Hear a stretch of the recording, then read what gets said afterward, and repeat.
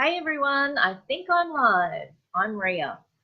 I've had a few questions from clients recently about how not to judge. You know, I'm very spiritual and I use a spiritual perspective in all of my work with people. My work is supporting women's psychological, emotional and spiritual well-being. And I've been on a spiritual journey myself for over 30 years. So this is a question that came up for me early in my journey, and people ask me this all the time. If you're on a spiritual journey and you're awakening, we are told that we're all one, we're all part of the oneness of Mother Gaia and the whole universe, and that we're not meant to judge others. That spiritually, that's not the way to go. But how do you actually not judge others and still live in the world and take care of yourself and protect yourself and do all the things that we've got to do? So it's a really important question. It's a good question. So how do we not judge? Well, I got stuck on this because at one point in my journey, because on my spiritual path, I got to being Buddhist, for thinking of myself as Buddhist for a little while, and it's very much part of the Buddhist spiritual path to not judge. You know, that's what you're told not to do. And I used to think about it a lot. I was thinking, I don't know how to do that.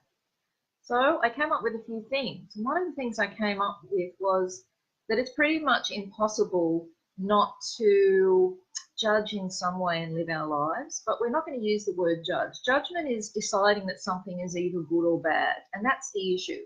Because from a spiritual perspective, nothing is either good or bad, everything just is. And you know, there's that old thing that we never know whether something is good until further on down the path.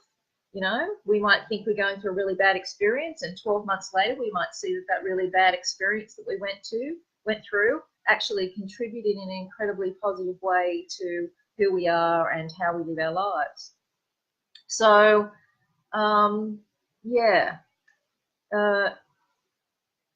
so judging. Instead of judging, here's what I've got to offer. So don't judge. Don't decide something's either good or bad. Try not to do that. And of course, you're not going to be able to probably do it in this lifetime. Remember, when we're talking about awakening or enlightenment, we're reaching for the highest possible potential of who we are and what we're experiencing and what we're capable of. So, you know, one day we might actually get to the point where we don't see anything as good or bad, but we're not there yet. And it's really hard to do that in third dimensional reality, which is where we're living now. So instead of judging, try doing this. Try allowing yourself to have preferences. It's completely okay for you to have a preference for something.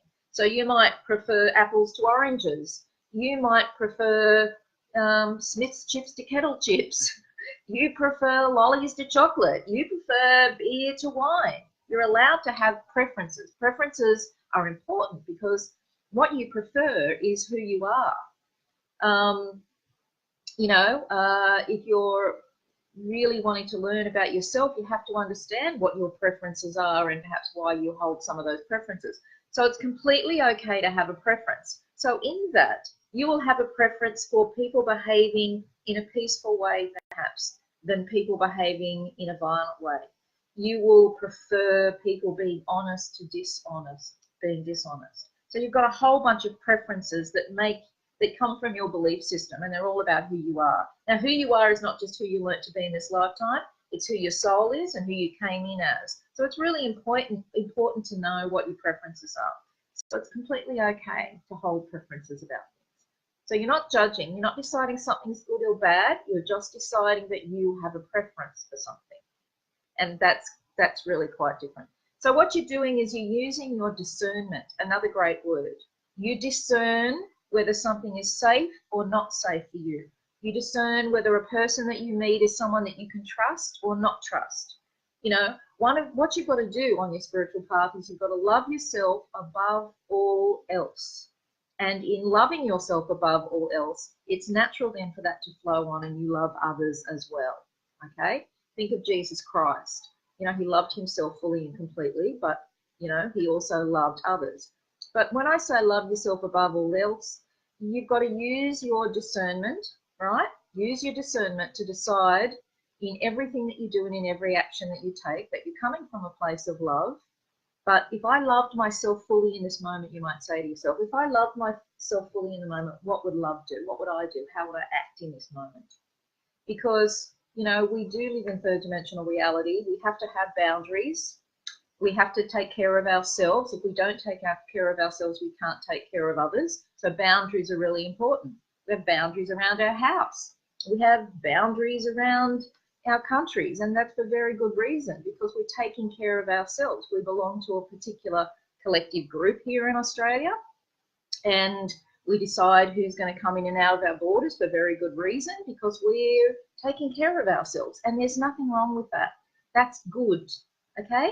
So instead of thinking, I shouldn't judge that person, don't judge them.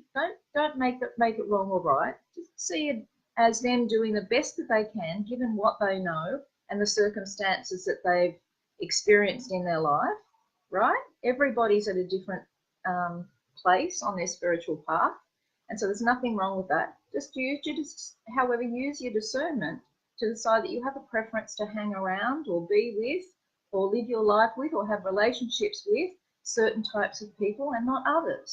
There's nothing wrong with that. You're not being judgmental. You're using your discernment to decide on a preference for yourself, to keep yourself safe and to love yourself. All good. Now, don't forget, if you liked what I've chatted about today and you'd like to see more, you can make sure you like my page, like this video. And I do psychic readings, and I'm a counsellor and a life coach and a hypnotherapist, and I do past life regression therapy. And I'm at Salamander Bay at beautiful Port Stephens in New South Wales. But a lot of that stuff, readings and coaching and counselling, I do online. So I work with people all over Australia. But if you're in Port Stephens or Newcastle, I'd love to see you. Thanks for listening today. Bye. Much love and blessings, and thank you for this wonderful opportunity.